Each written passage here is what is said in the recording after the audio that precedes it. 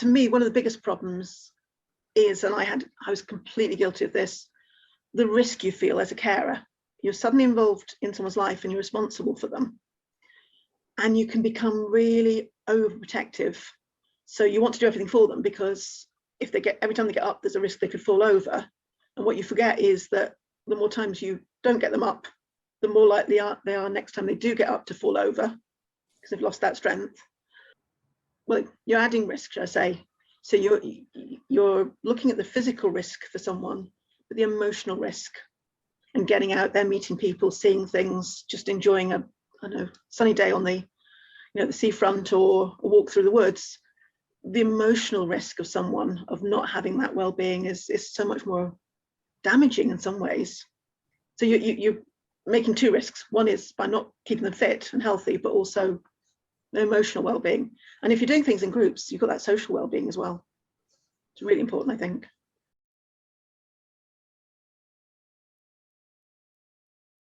Can you let people go out alone?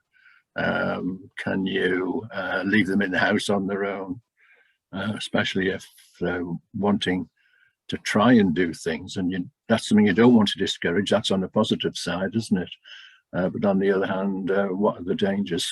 So yes, I suppose what do they call it? This assessment thing that you always have to do when you're taking groups of people out and all the rest of it. What's that called again?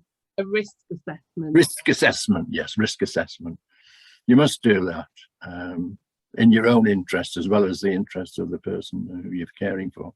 If you're in a house that you live in, you know the layout. You don't always become aware of the risks to start with. And so I suppose you might actually be developing a mental compendium of things that it's probably better if I don't put that chair there because the wheelchair can't get around there, or if you're walking in that direction you might trip up and then we've got a hospital job to deal with, and so on. So yeah, risk assessment, I think, with a bit of a help of how to do it or whatever, would be useful. It's just an awareness thing, isn't it? Yeah. Awareness of risk, if you like. I think you might have to put the risk in somewhere to emphasize the point that there is an element of risk, some more severe than others.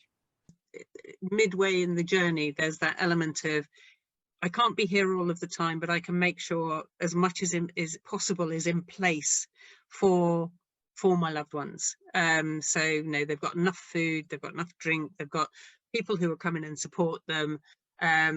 But that fear of walking away, are they going to be safe? Are they going to fall over? Is the next phone call I'm going to have from a paramedic or from a hospital saying that they've fallen and broken a femur, or what is that going to be? So that fear is very, very real. And I think all that you can do is make sure that I certainly, from my perspective, make sure I'd done everything I possibly could to make the environment safe, to make sure that they got everything that they wanted, and to make sure that there was a quick network of people who could support them.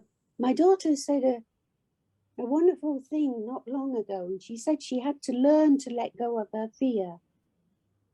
And it just is that. It's the families have a fear of what might happen. Yet you can say that about anyone. You can say that about your children, about your husband, your wife, your brother, your sister. What if? And it's exactly the same fear. It's just that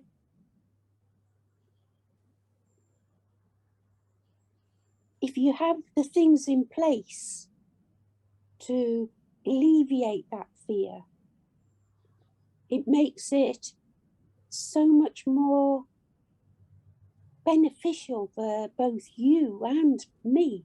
We used to go to the New Forest near where we live. A bit more worrying, but I did talk to the park rangers and worked out where there were. In fact, they've got a wheelchair path we used to use, and I knew that I'd got a phone number I could ring if there was a problem. Actually, I think it's quite important.